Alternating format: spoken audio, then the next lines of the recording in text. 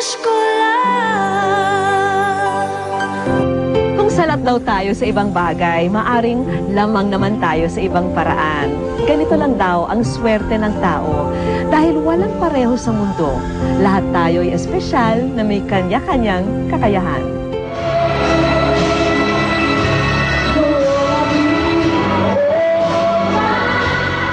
Sa singing contest na ito, malaking misteryo para sa mga nakikinig kung sino ang nasa likod ng tinig na ito. Sino na nga ba ang nagmamay-ari ng mahiwagang boses sa likod ng maskara?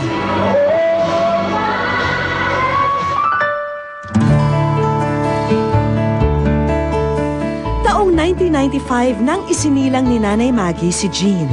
Pero kulang pa raw ng 3 buwan si Jean nang ito'y ipinanganak. Ito raw marahil ang dahilan kung bakit isinilang itong bulag. Kahit po nasa ospital pa siya, nung pinaliwanag na sa amin na baka nga siya blind, isa daw po sa magiging cause. Kaya parang expected nung siya nasa amin na, yun, napansin na po namin.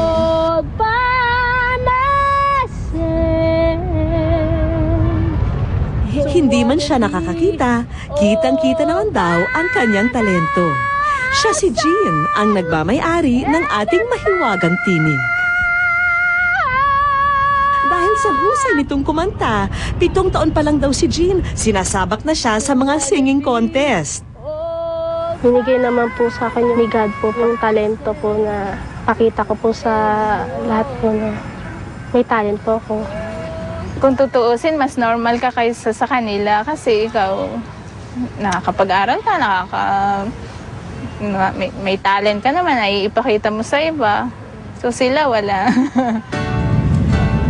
Ngunit alam ni Jean na may ibang mas importanteng bagay na kailangan niyang tutukan.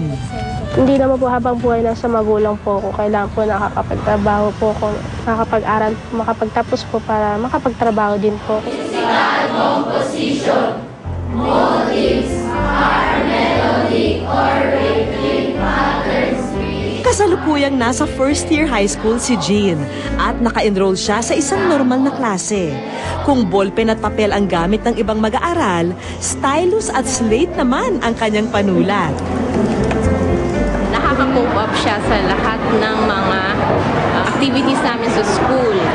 If ever na meron kaming, let's say for example, dramatization, siya yung pwedeng mag-voice over at saka mag-present sa group nila.